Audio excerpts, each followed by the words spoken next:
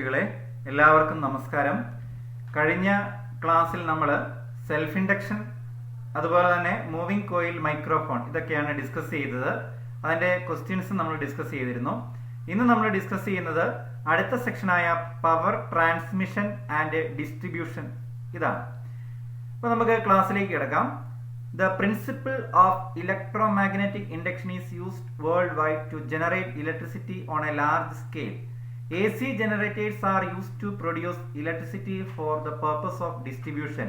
How do we get mechanical energy for such generators? അതായത് electromagnetic induction വഴിയാണ് ഇന്നും ലോകമെമ്പാടും ഏറ്റവും കൂടുതൽ അളവിൽ വൈദ്യുതി നിർമ്മിക്കുന്നത്, ഇലക്ട്രിസിറ്റി ജനറേറ്റ് ചെയ്യുന്നത്.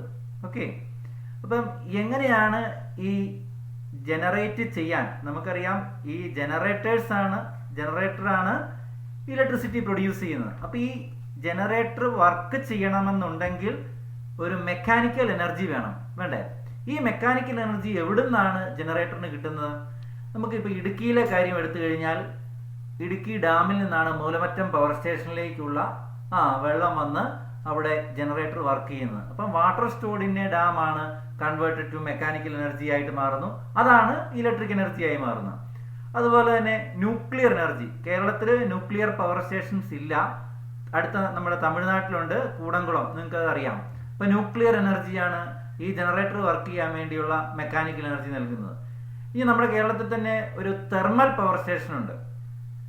അപ്പൊ അവിടെ ഈ കൽക്കരി അല്ലെങ്കിൽ ലിഗ്നൈറ്റ് പോലുള്ളവ കത്തിച്ച് അത് ബേൺ ചെയ്തിട്ടുണ്ടാകുന്ന ഹീറ്റ് മൂലമുണ്ടാകുന്ന തെർമൽ എനർജി കൊണ്ടാണ് ടർബൈൻ പ്രവർത്തിച്ച് മെക്കാനിക്കൽ എനർജി എന്തായി മാറുന്നത്?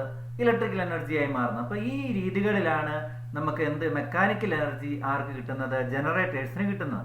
എത്ര ടൈപ്പ് ജനറേറ്റർ ഉണ്ട്? Single phase generator, 3 phase generator. ഇതാണ് പ്രധാനമായിട്ടുള്ള 2 തരം ജനറേറ്ററുകൾ. സിംഗിൾ ഫേസ് ഉപയോഗിക്കാറുണ്ട്, 3 ഫേസ് ഉപയോഗിക്കാറുണ്ട്. പക്ഷേ നമ്മുടെ രാജ്യത്ത് പവർ പ്രൊഡക്ഷന് വേണ്ടി പവർ സ്റ്റേഷനിൽ 3 ഫേസ് ജനറേറ്റർ ആണ് ഉപയോഗിക്കുന്നത്. ഓക്കെ, ഇപ്പോൾ power stations are places where electricity is generated on large scale for distribution. 3 phase AC generators are used in power station. വളരെ പ്രധാനപ്പെട്ടാണ്. 3 phase AC generator ആണ് പവർ സ്റ്റേഷനിൽ ഉപയോഗിക്കുന്നത്. അപ്പോൾ ഞാൻ ഈ ക്ലാസ് എടുക്കുമ്പോൾ നിങ്ങൾ തീർച്ചയായിട്ടും ടെക്സ്റ്റ് ബുക്കും കൂടെ മുന്നിൽ എടുത്ത് വയ്ക്കുക. ഈ ടെക്സ്റ്റ് ബുക്കിൽ പൂരിപ്പിക്കാനുള്ളത് നിങ്ങൾ ഇതേപോലെ പൂരിപ്പിക്കുക. ഞാൻ ഈ റെഡ് ലെറ്ററിൽ എഴുതിയിരിക്കുന്നതെല്ലാം ടെക്സ്റ്റ് ബുക്കിൽ ബ്ലാങ്ക് ആയിട്ട് കിടക്കുന്നതാണ്. അത് നിങ്ങൾ പൂരിപ്പിക്കുക. അത് കംപ്ലീറ്റ് ആക്കി ടെക്സ്റ്റ് ബുക്ക് വായിച്ചു കഴിഞ്ഞാൽ നിങ്ങൾക്ക് വളരെ എളുപ്പത്തിൽ ഫിസിക്സ് മനസ്സിലാവും, നിങ്ങൾക്ക് കാര്യങ്ങളൊക്കെ പിടികിട്ടും. ഓക്കെ, ഇനി പ്രധാനപ്പെട്ടതാണെന്ന് പറയുന്നത് അണ്ടർലൈൻ ചെയ്ത് പോവുക കേട്ടോ. അപ്പം 3 ഫേസ് AC ജനറേറ്ററിൽ പവർ സ്റ്റേഷനിൽ ഉപയോഗിക്കുന്ന ഏത് ജനറേറ്ററാണ്? 3 phase AC generator. Next, right down the name of some power station. കേരളത്തിലെ ഒരു 3 പവർ സ്റ്റേഷന്റെ പേര് എഴുതിയിട്ടുണ്ട്. ഇടുക്കി, മൂലമറ്റം. അതിന് അഡീഷണൽ ആയിട്ട് നിങ്ങൾക്ക് ഇഷ്ടംപോലെ പവർ സ്റ്റേഷൻസ് ഉണ്ട് കേരളത്തിൽ. ഇത് രണ്ടും ഹൈഡ്രോ ഇലക്ട്രിക് പവർ സ്റ്റേഷനാണ്, ജലവൈദ്യുത പദ്ധതിയാണ് ഇത്, ഇടുക്കി പള്ളിവാസൽ. എന്നാൽ കായംകുളം താപവൈദ്യുത നിലയമാണ്, ആലപ്പുഴ ജില്ലയിലെ കായംകുളം തെർമൽ പവർ സ്റ്റേഷനാണ്. ഓക്കെ, അപ്പൊ ഇത് നിങ്ങൾ പൂർത്തിയാക്കുക. In India electricity is produced 11 kV. വളരെ പ്രധാനപ്പെട്ടതാണ്, അണ്ടർലൈൻ ചെയ്യണം. 11 kV 11,000 വോൾട്ടിലാണ് നമ്മുടെ പവർ സ്റ്റേഷനിൽ ഇലക്ട്രിസിറ്റി പ്രൊഡ്യൂസ് ചെയ്യുന്നത്. When electricity is transmitted to distant places, there is loss of energy in the conductors in the form of heat. നിങ്ങൾക്കറിയാം, നമ്മളൊരു ചെമ്പ് കമ്പി എടുത്ത് 2 സൈഡിലും ബാറ്ററി കൊടുത്തു കഴിഞ്ഞാൽ ആ ചെമ്പ് കമ്പി ചൂടാകും അല്ലെ? അത് ശരിക്കും പറഞ്ഞാൽ എന്താ? എനർജി ലോസ് ചെയ്യുകയാണ് അല്ലെ? അതായത് in the form of heat. Electric energy loss ചെയ്യും in the form of heat. This is known as transmission loss. അപ്പൊ ഇത് വളരെ ദൂരത്തേക്ക്, അതായത് നിങ്ങൾക്കറിയാം, ഇപ്പോൾ ഒരു പ്രൊഡക്ഷൻ സെന്റർ, അതായത് ഒരു പവർ സ്റ്റേഷൻ ഉള്ള സ്ഥലത്ത് നിന്ന് ചിലപ്പോൾ കിലോമീറ്ററുകൾ അകലേക്കായിരിക്കും ഈ ലൈൻ വഴി ഇലക്ട്രിസിറ്റി നമുക്ക് ട്രാൻസ്മിറ്റ് ചെയ്യേണ്ടത്. അപ്പൊ അത്രയും ദൂരം സഞ്ചരിക്കുമ്പോഴത്തേക്കും ഇലക്ട്രിസിറ്റി ലോസ് ചെയ്യും in the form of heat. ഇങ്ങനെ ലോസ് ചെയ്യുന്നതിന് പറയുന്ന പേരാണ് ട്രാൻസ്മിഷൻ ലോസ്. അപ്പൊ നിങ്ങൾ ഈ ട്രാൻസ്മിഷൻ ലോസ് എന്താണെന്ന് പഠിക്കണം. ഈ ഭാഗം ഒന്ന് അണ്ടർലൈൻ ചെയ്ത് പഠിക്കണം. Next, heat is generated in accordance with the equation H equal to I square RT. Joule's law നിങ്ങൾക്ക് എല്ലാവർക്കും അറിയാം. ഒരു കണ്ടക്ടറിലൂടെ ഇലക്ട്രിസിറ്റി കടന്നു പോകുമ്പോൾ ജനറേറ്റ് ചെയ്യുന്ന ഹീറ്റിന്റെ ഇക്വേഷൻ ആണ് I square RT. അപ്പൊ ഇതിൽ ഏറ്റവും പ്രധാനപ്പെട്ടത് കറണ്ട് ആണ് അല്ലെ? അവിടെ സ്ക്വയർ വരുന്നുണ്ട്. അതിനുശേഷമാണ് റെസിസ്റ്റൻസും ടൈമും. അപ്പൊ ഈ ഹീറ്റ് ഇങ്ങനെ ജനറേറ്റ് ചെയ്യുന്നതാണ് നമ്മുടെ ട്രാൻസ്മിഷൻ ലോസിന് കാരണം. അപ്പൊ ഈ ഹീറ്റ് കുറഞ്ഞാൽ എന്തും കുറയും, ട്രാൻസ്മിഷൻ ലോസും കുറയും. അത് എങ്ങനെ കുറയ്ക്കാം? What are the methods to reduce the heat generated? ഏതൊക്കെയായിരിക്കും? റെഡ്യൂസ് കറണ്ട് കുറയ്ക്കാം, റെഡ്യൂസ് റെസിസ്റ്റൻസ് കുറയ്ക്കാം, റെഡ്യൂസ് ടൈം ടേക്കൻ, ടൈം കുറയ്ക്കാം. പവർ സ്റ്റേഷനിൽ നിന്ന് നമ്മുടെ വീടുകളിലേക്ക് വൈദ്യുതി എത്തുമ്പോൾ, വളരെ ദൂരത്തിലൂടെ വരുമ്പോൾ ടൈം കുറയ്ക്കുക എന്നുള്ളത് ഒരിക്കലും നടക്കുന്ന കാര്യമല്ല, അല്ലെ? Since power transmission is A continuous process. ഈ വൈദ്യുതി ഒരു കണ്ടിന്യൂസ് പ്രോസസ് ആണ്. അതിങ്ങനെ ടൈം കുറയ്ക്കുക എന്ന് പറഞ്ഞാൽ നമ്മൾ ഓഫ് ആക്കുന്നതിന് തുല്യമാകും. അപ്പൊ ടൈം കുറയ്ക്കുക എന്നുള്ളത് ഇമ്പോസിബിൾ ആണ്. Reducing the time is not practically possible അല്ല. There are technical difficulties in reducing the resistance of conductors.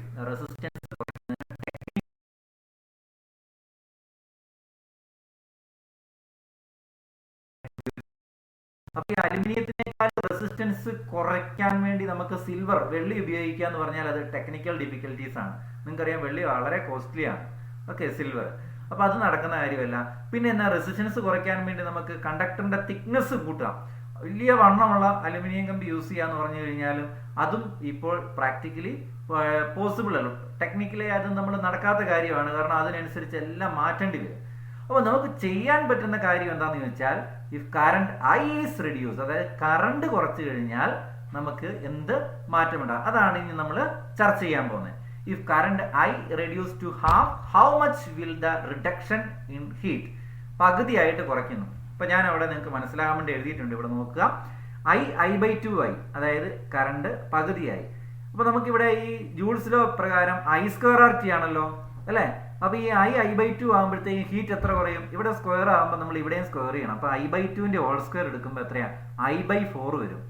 അപ്പൊ എത്രയായി? ഹീറ്റ് 4/1 കുറഞ്ഞു, അതായത് 1/4. ഓക്കെ, 1/4 ആയിട്ട് കുറഞ്ഞു. ഇതാണ് കാരണം കേട്ടോ. സ്ക്വയർ വരുന്നതുകൊണ്ട് 1/4 ആയി. അങ്ങനെയാണെങ്കിൽ കറണ്ട് റെഡ്യൂസ് ടു 1/10 ടൈംസ് ആയിട്ട് കുറയുവാണെങ്കിൽ ഹീറ്റ് എത്ര കുറയും? ഇതാ ഇവിടെ ഇതേപോലെ I² എടുക്കുമ്പോൾ I/10 ഹോൾ സ്ക്വയർ 1, I/100 വരും. അപ്പൊ എത്ര ടൈംസ് ആയിട്ട് കുറഞ്ഞു? 1/100, 100/1 കുറയും. ഉണ്ടോ? അപ്പൊ കറണ്ടിൽ ഉണ്ടാകുന്ന ഒരു ചെറിയ കുറവ് ഹീറ്റിൽ ഉണ്ടാകുന്ന വലിയ കുറവിലേക്ക് വഴിതെളിക്കുന്നു, അല്ലെ? അപ്പൊ നമുക്ക് വളരെ സ്യൂട്ടബിൾ ആയിട്ടുള്ള കാര്യമാണ് എന്താ? Now you realise that heat loss can be reduced by reducing current. Current കുറച്ചു കഴിഞ്ഞാൽ നമുക്ക് എന്ത് ചെയ്യാൻ പറ്റും? ഈ പറയുന്ന ഹീറ്റ് ലോസ് കുറയ്ക്കാൻ പറ്റും.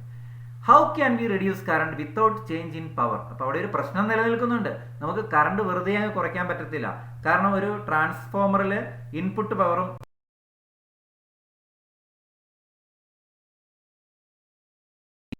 അപ്പോൾ ഒരിടത്ത് കറണ്ട് കുറയ്ക്കുക എന്ന് പറഞ്ഞു കഴിഞ്ഞാൽ അവിടെ എന്ത് കൂട്ടേണ്ടി വരും?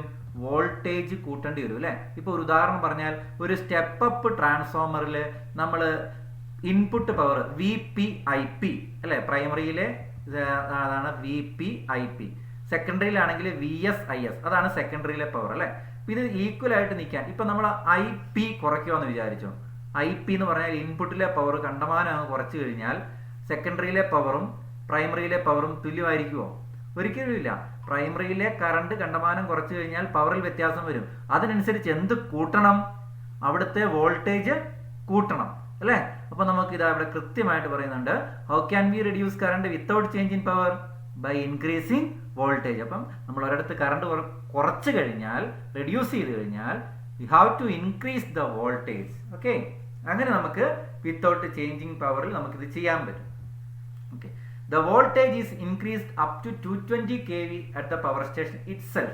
പവർ സ്റ്റേഷനിൽ വെച്ച് തന്നെ 220 കിലോവാൾട്ട് ആയിട്ട് എന്ത് കൂട്ടുന്നു? 11 kV മാറ്റുന്നു. കാരണം നമ്മളിവിടെ ആദ്യം പറഞ്ഞായിരുന്നു എന്താ? In India electricity is produced 11 kV, 11,000 വോൾട്ടിലാണ് പ്രൊഡ്യൂസ് ചെയ്യുന്നത്. അതിനെ നമ്മൾ ആ പവർ സ്റ്റേഷനിൽ വെച്ച് തന്നെ 22,000, അല്ലെ? ഓക്കെ, അതായത് 22,000, 2,20,000 കിലോവാൾട്ട് ആയിട്ട് കൂട്ടുന്നു. അതായത് 1000 കൊണ്ട് ഗുണിച്ചാൽ മതി. ഓക്കെ, അപ്പൊ അത്ര മടങ്ങായിട്ട് കൂട്ടുന്നു. അപ്പൊ ഏത് ട്രാൻസ്ഫോമർ ആയിരിക്കും ഇവിടെ ഉപയോഗിക്കുന്നത്? സ്റ്റെപ്പ് അപ്പ് ട്രാൻസ്ഫോമർ ആണ്. ഓക്കെ, അപ്പൊ ഇതൊന്ന് അണ്ടർലൈൻ ചെയ്യണം. പവർ സ്റ്റേഷനിൽ വെച്ച് തന്നെ 220 kV ആക്കുന്നു കേട്ടോ. ഇനിയും അടുത്തത് പവർ സ്റ്റേഷനിൽ നിന്ന് ഡിഫറൻറ്റ് സബ് സ്റ്റേഷനിലേക്കാണ് പോകുന്നത്. അപ്പം ചിലപ്പോൾ 110 kV ആവശ്യമായിട്ട് വരും. അപ്പോൾ അതിനനുസരിച്ച് ഓരോന്നിൻ്റെയും ഓരോ സ്ഥലത്തിൻ്റെ പ്രത്യേകത അനുസരിച്ച് ഇതിന് മാറ്റം ഉണ്ടാകും. As a result current and loss of energy in the form of heat decreases. നമ്മൾ നേരത്തെ പറഞ്ഞ പോലെ ഇതുപോലെ വോൾട്ടേജ് കൂട്ടിക്കഴിഞ്ഞാൽ നമുക്ക് കറണ്ട് കുറയ്ക്കാം. അതുകൊണ്ട് നമുക്ക് എന്ത് ചെയ്യാൻ പറ്റും? Loss of energy in the form of heat decrease ചെയ്യാൻ പറ്റും, കുറയ്ക്കാൻ പറ്റും കേട്ടോ. Later the voltage is lowered at different stages of power transmission. നമുക്കറിയാം സബ്സ്റ്റേഷനിലേക്ക് വരുമ്പം വീണ്ടും കുറയ്ക്കേണ്ടി വരും. ഇപ്പൊ നമ്മുടെ അടുത്തൊക്കെയുള്ള സബ്സ്റ്റേഷൻ 110 kV ആയിരിക്കും. ഇപ്പൊ 220 kVനെ 110 kVയിലോട്ട് മാറ്റാൻ സബ്സ്റ്റേഷനിലും ട്രാൻസ്ഫോമർ കാണും. ഇവിടെ നമ്മൾ പവർ സ്റ്റേഷനിൽ സ്റ്റെപ്പ് അപ്പ് ആണെങ്കിൽ സബ്സ്റ്റേഷനിൽ സ്റ്റെപ്പ് ഡൗൺ ട്രാൻസ്ഫോമർ ആയിരിക്കും അല്ലെ. ഇനി വീണ്ടും അടുത്ത ട്രാൻസ്ഫോമറാണ് നമ്മൾ കാണുന്നത് എവിടെയാണ്? നമ്മുടെ നാട്ടിലൊക്കെ കാണുന്ന ട്രാൻസ്ഫോമർ അല്ലെ. ചിലരുടെ നമ്മുടെ സ്കൂളിന്റെ മുന്നിലുണ്ടാകാം, അല്ലെങ്കിൽ നമ്മുടെ ടൗണുകളിൽ ഉണ്ടാകാം. അപ്പൊ അത് ഏത് ട്രാൻസ്ഫോമർ ആണ്? അതിന് പറയുന്ന പേരാണ് ഡിസ്ട്രിബ്യൂഷൻ ട്രാൻസ്ഫോമർ. അപ്പൊ ഇതൊന്ന് അണ്ടർലൈൻ ചെയ്യണം. Electricity made available to distribution transformer at 11 kV. അപ്പം പവർ ജനറേറ്റ് ചെയ്യുന്നത്, പ്രൊഡ്യൂസ് ചെയ്യുന്ന 11 kVയിൽ അത് നമ്മുടെ ഡിസ്ട്രിബ്യൂഷൻ ട്രാൻസ്ഫോമറിലേക്ക് എത്തുന്ന എത്രയിലാണ്? 11 kVയിലാണ്. ഓക്കെ, ഈ 11 kV അത് ഇൻപുട്ടാണ്. 11 kV ഡിസ്ട്രിബ്യൂഷൻ ട്രാൻസ്ഫോമറിലേക്ക് വരുവാണ് ചെയ്യുന്നത്. എന്നാൽ നമ്മുടെ വീട്ടിലെ ആവശ്യത്തിനായി, അതായത് ഫോർ ഹൗസ് ഹോൾഡ് പർപ്പസ് എത്രയാണ്? 230 വോൾട്ട് ആണ്. 230 volt required for house hold purpose. അത് ആരാ ഈ 230 വോൾട്ട് ആക്കുന്നത്? 11 kV കിട്ടുന്ന ഇൻപുട്ടിലേക്ക് വരുന്ന ഡിസ്ട്രിബ്യൂഷൻ ട്രാൻസ്ഫോമർ ആണ് ഈ 230 വോൾട്ടേജ് ആക്കി കുറയ്ക്കുന്നത്. അപ്പൊ ഡിസ്ട്രിബ്യൂഷൻ ട്രാൻസ്ഫോമർ എന്ത് ട്രാൻസ്ഫോമർ ആണ്?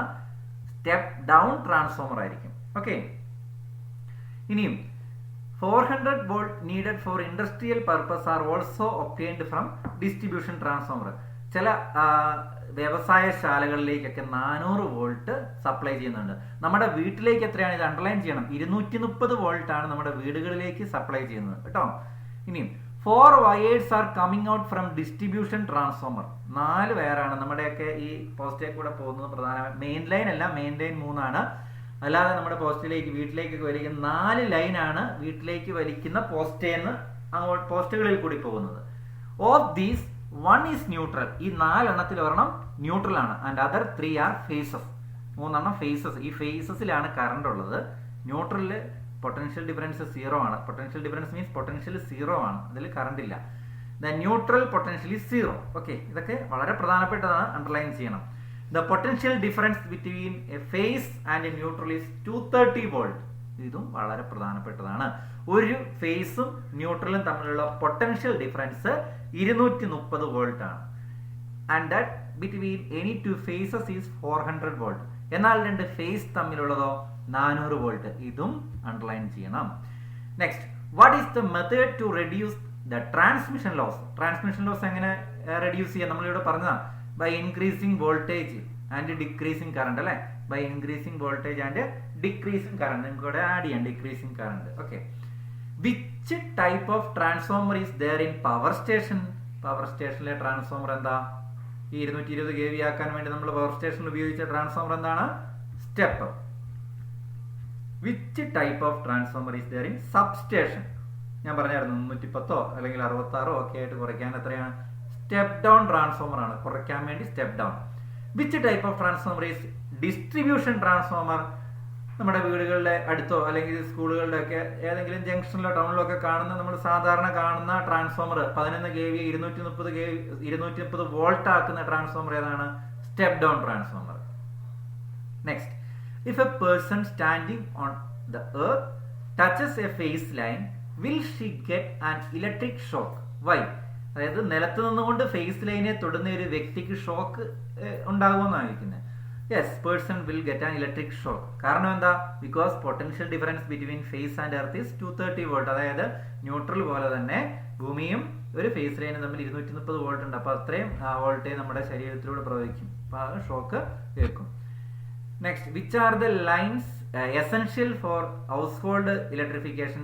നമ്മുടെ വീട്ടിലെ വയറിങ്ങിന് പ്രധാനമായിട്ട് ഏതൊക്കെ ലൈനാണ്? പ്രധാനമായിട്ടും ഫേസ് ആൻഡ് ന്യൂട്രൽ ആണ്. പിന്നെ നമ്മൾ സുരക്ഷയ്ക്ക് വേണ്ടി എർത്ത് വയറും കൂടി യൂസ് ചെയ്യുന്നുണ്ട് അല്ലെ. ഇപ്പൊ ഫേസ്, ന്യൂട്രൽ ആൻഡ് എർത്ത്. അപ്പൊ ഇത്രയും കാര്യങ്ങൾ നിങ്ങൾ ക്ലിയർ ആയെന്ന് വിശ്വസിക്കുന്നു. ടെക്സ്റ്റ് ബുക്കിലേക്ക് ഇതൊക്കെ എഴുതിയെടുക്കുക, ഒന്നുകൂടെ വായിക്കുക. വളരെ സിമ്പിൾ ആയിട്ടുള്ള ഒരു സെക്ഷനാണിത്. ബാക്കിയുള്ള അടുത്ത സെക്ഷൻ ഞാൻ അടുത്ത ക്ലാസ്സിൽ എടുക്കുന്നതാണ്. Okay, thank you.